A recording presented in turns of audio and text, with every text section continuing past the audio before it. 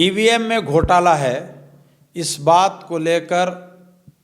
बहुजन नायक वामसेफ और भारत मुक्ति मोर्चा के राष्ट्रीय अध्यक्ष मान्यवर वामन मेश्राम साहब भारत में लगातार आंदोलन चलाए हुए हैं और इस कड़ी में उन्होंने दर्जनों बार भारत में बंद का आह्वान किया और इसके साथ साथ देश के तमाम राज्यों, उनके प्रमुख शहरों और गांवों में उन्होंने बड़े बड़े कार्यक्रम लगाकर उसके माध्यम से बताया कि ईवीएम में किस स्तर तक और कितना बड़ा घोटाला है और किस तरीके से ईवीएम आधुनिक मनुस्मृति का काम भारत में शासक वर्ग के लिए सत्ता जुटाने में कर रही है। लेकिन भारत के जो राजनीतिक दलों के नेता हैं वो इस संबंध में जब चुनाव होता है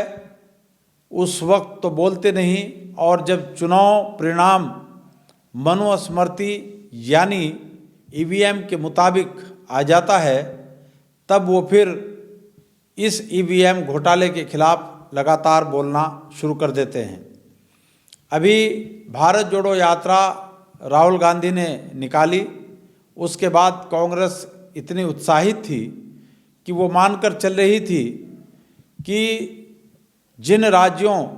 मध्य प्रदेश, राजस्थान, छत्तीसगढ़, तेलंगाना, मिजोरम में विधानसभा के चुनाव हो रहे हैं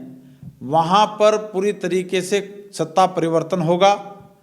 और जिन राज्यों में कांग्रेस की सरकार नहीं थी, भारतीय जनता पार्टी की सरकार थी, वहाँ भारतीय जनता पार्टी की सरकार का सफाया होगा, कांग्रेस आएगी और जहाँ पर कांग्रेस सत्तारूढ़ थी वहाँ पर कांग्रेस फिर से रिपीट करेगी। कांग्रेस और जितनी भी दिगर राजनीतिक पार्टियां हैं उन्होंने चुनाव से पूर्व ईवीएम घोटाले का कोई संज्ञान नहीं लिया और वो मानकर चल रहे थे कि वामसेफ भारत मुक्ति मोर्चा के राष्ट्रीय अध्यक्ष वामन मेश्राम साहब भारत में ऐसे ही बोलते फिर रहे हैं और ईवीएम में कोई घोटाला नहीं होता है। लेकिन चुनाव परिणाम के बाद इन तमाम राजनीतिक दलों को यह पता चल गया है कि वामसेफ के राष्ट्रीय अध्यक्ष वामन मेश्राम जिस ईवीएम घोटाले की बात करते थे वो ईवीएम घोटाला 100% है। इस संबंध में वो लगातार सुप्रीम कोर्ट में भी लड़ाई लड़ रहे हैं और सड़क पर भी ईवीएम के खिलाफ लड़ाई लड़ रहे हैं। चुनाव आयोग पर भी उन्होंने केस किया हुआ है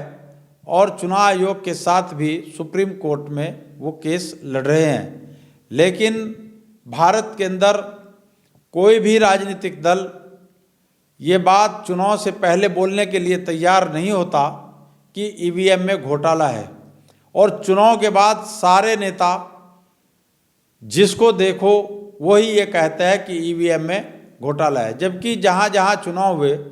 बहुत सारी जगहों पर जनता हैरान है कि उन्होंने भाजपा के प्रत्याशियों को वोट तक नहीं दिया लेकिन उनकी रिकॉर्ड तोड़ जीत दर्ज की गई है। तो मैं पत्रकार इंतखाब आज़ाद ये कहता हूँ कि अगर भारत में निष्पक्ष चुनाव कराना है तो वामसेफ के जो राष्ट्रीय अध्यक्ष वामन मेश्राम साहब इस बात की मांग पिछले 12-14 वर्षों से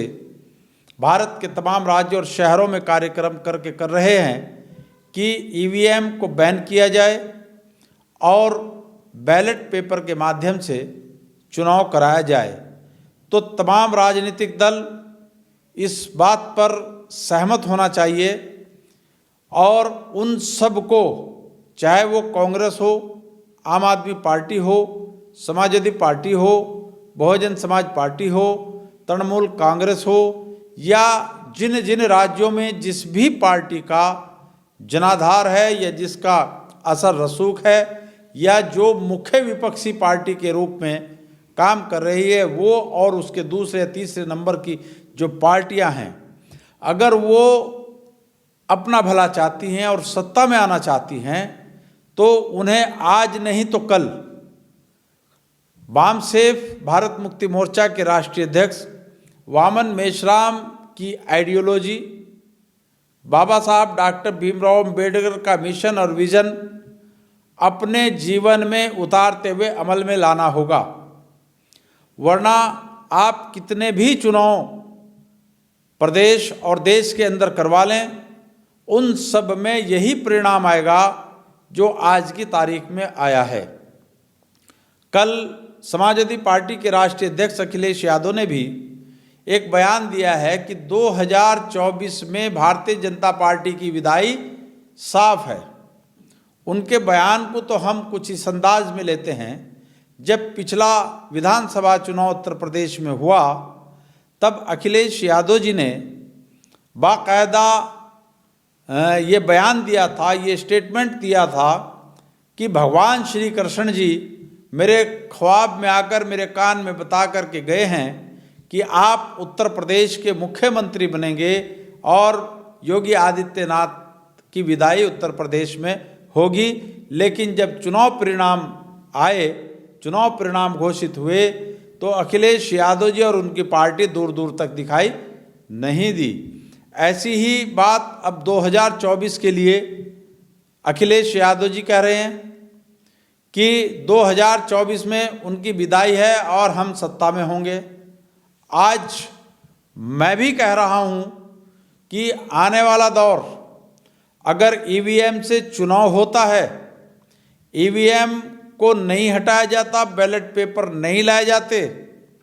तो दुनिया की कोई ताकत ऐसी नहीं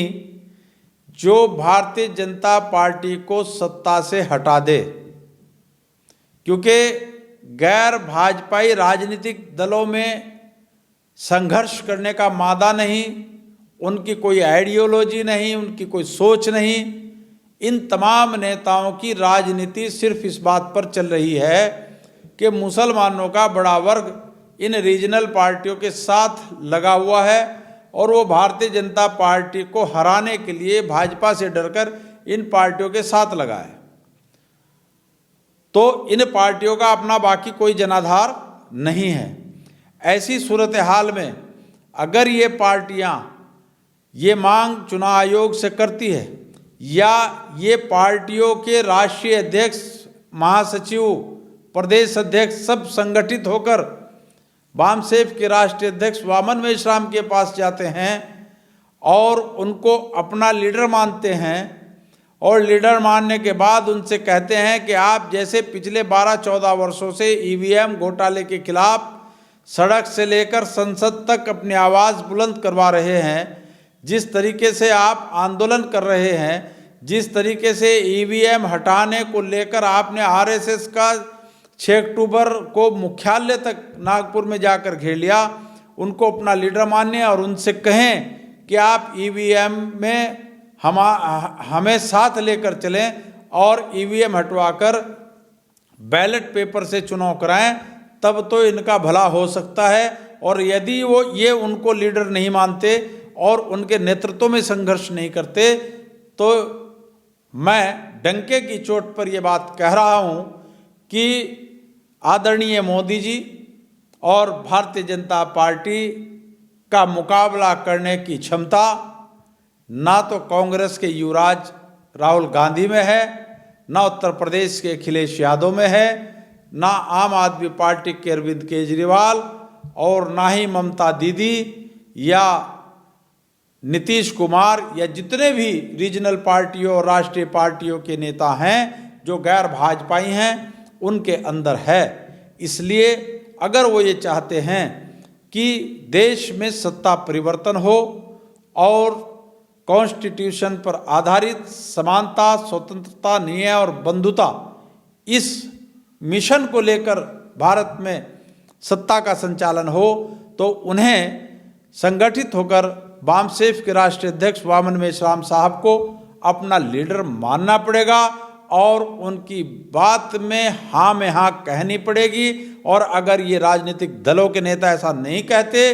तो मैं डंके की चोट पर कह रहा हूं, इनका अस्तित्व भारत के अंदर समाप्त हो जाएगा और सिर्फ अगर कोई बचेगा तो वही ताकतें बचेंगी जो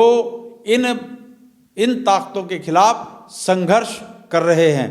तो ऐसे में ईवीएम से चुनाव कराने की मांग को लेकर वामसेफ के राष्ट्रीय अध्यक्ष वामन मेश्राम साहब से मिले और फिर ईवीएम को हटवाकर बैलेट पेपर से चुनाव कराएं, तब जाकर ऐसा माना जा सकता है कि भारत में सत्ता परिवर्तन हो सकता है और भारतीय जनता पार्टी सरकार से बेदखल हो सकती है और फिर भारत में बहुजनों की सत्ता आ सकती है। वामन मेश्राम साहब को आज नहीं तो कल इन्हें अपना लीडर मानना पड़ेगा। साथियों, आपने मेरी बात को ध्यानपूर्वक सुना, उसके लिए आपका बहुत बहुत धन्यवाद। जय भीम, जय मूल निवासी, खुदा हाफिज।